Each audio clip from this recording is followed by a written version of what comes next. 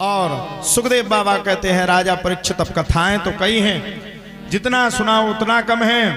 सुनो राजा परीक्षित, अब आगे की कथा भी तुम्हें सुनाता हूं, ध्यान पूर्वक सुनना। राजा परीक्षित आगे चल करके राजा प्रियव्रत का चरित्र आया।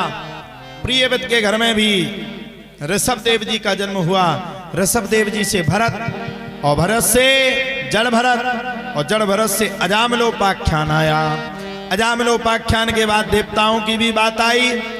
आगे चल करके महाराज कश्यप जी का चरित्र आया।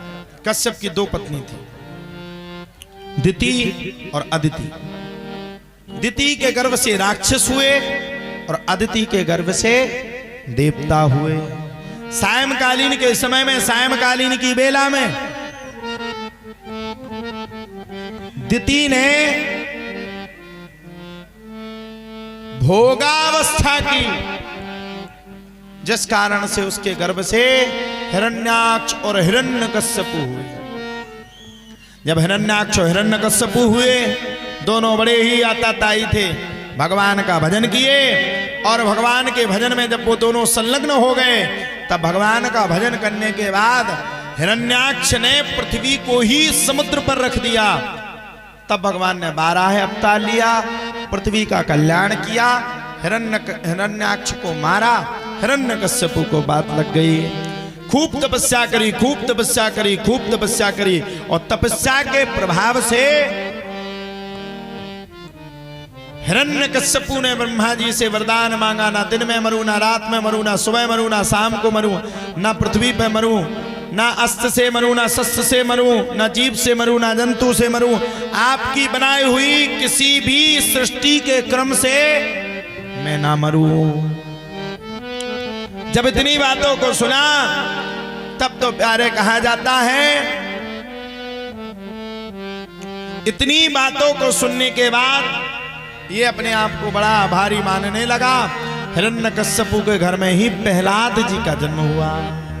आप लोग गाते हो, ध्रुव जी की बन गई, प्रहलाद जी की बन गई, तेरी बन जाएगी राम गुण गाए से, तेरी बन जाएगी राम गुण गाए से। ध्रुव जी प्रहलाद जी की संपूर्ण बातों को सुना। प्रहलाद जी ने भगवान का स्मरण किया, तब इसका शत्रु ही प्रहलाद हो गया। बड़ी बड़ी चट्टानों से प्रहलाद जी को फेंका, फिर भी प्रहलाद जी की रक्षा भगवान ने करी। अंततो गत्वा प्रहलाद जी को होलिका में जलाया गया, तो होली तो जल गई, लेकिन प्रहलाद जी बच गए। एक दिन तो हिरण्यकश्यपु ने पूछा, सच बता तेरा भगवान कहाँ है? बोले मेरा भगवान पृथ्वी के कण कण में है, पृथ्वी के क्षण क्षण में है। तुम कहाँ चाहते हो? वही है। बोले क्या इस खम्भे में? बोले हाँ। खम्भे पर प्रहार किया और भगवान दहाड़ते हुए भगवान नरसिंह का जन्म हो गया। बोलो नरसिंह भगवान की जय। नरसिंह भगवान ने हिरण्यकश्यपु को पकड़ा।